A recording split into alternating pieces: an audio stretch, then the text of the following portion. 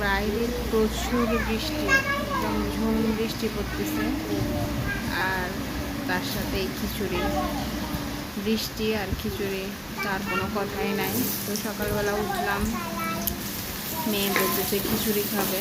তো আমি সকালবেলা উঠে সব কিছু কেটে কুটে এই যে বসাই দিলাম। তো হ্যালো এভরিওয়ান, আসসালামু আলাইকুম। কী অবস্থা সবার, সবাই কেমন আছেন? আমি আর আছি মোটামুটি ভালো।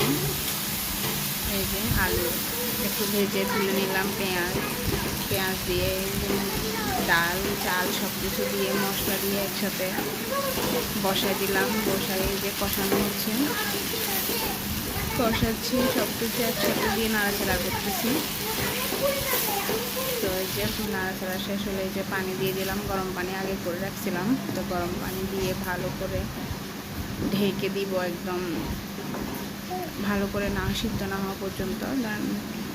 তো পানি দিয়ে সাথে আলুগুলো দিয়ে দিলাম। এই যে আমার খিচুড়ি রান্না শেষ হয়ে গেছে, একদম খুব সুন্দর হয়েছে, বেশি নরম না বেশি শক্ত না, ভালো হয়েছে। তো সব আমার ভিডিওটা ভালো লাগলে প্লিজ চ্যানেলটা সাবস্ক্রাইব করে দেবেন। Thank you.